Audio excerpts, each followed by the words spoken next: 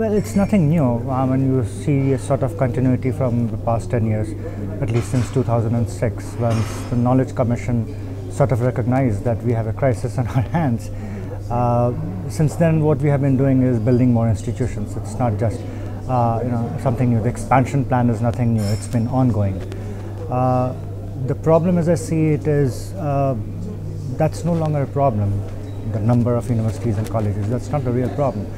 The problem is the kind of education a kid gets at just about every college one can think of, whether in the private sector, public sector, in one state, another state. The situation is slightly better in some states, but it's mostly terrible, what I have seen, and I haven't seen that much. But again, depending on which report you are reading, and just about every agency which publishes employability reports, for example, presents a pretty dismal picture, and that gives you a sense of the extent of the crisis. It's very, very worrying, and I don't see that changing so easily.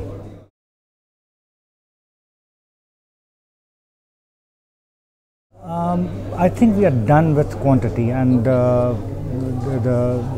the recent announcement a few months ago that we are going to build more IITs. But more IITs, where will you get the faculty from, really?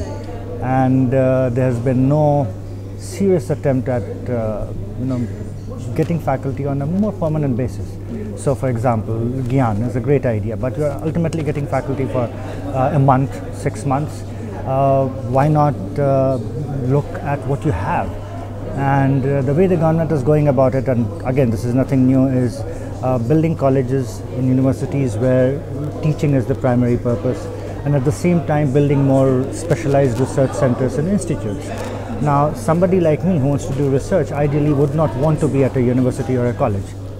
I would want to be at a research institute, which is completely disconnected from the university sector.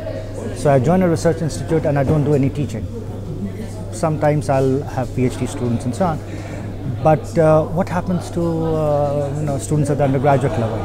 I mean, that's the real problem area, and I don't see much happening there. Of course, for the central government, it's about the states themselves have to do something, because most of the universities are state-run. But then in a federal system like ours, where higher education, a bunch of different things are the responsibility of the state government. I come from Bihar, so I have a pretty good idea about how terrible things are.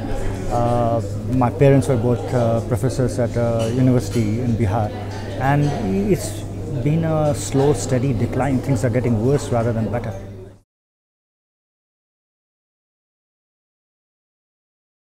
I have occasionally written against the private sector, but not because I'm ideologically opposed to the idea of private universities. It's just that they are no better than public institutions. They just cost more, but they have the same problem, faculty.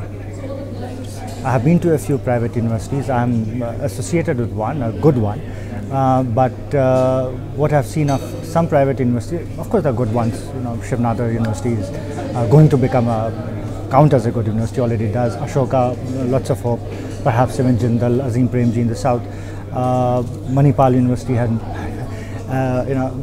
a name, sort of a name. But where are the others? 5, 6, 7, 8 good institutions beyond that?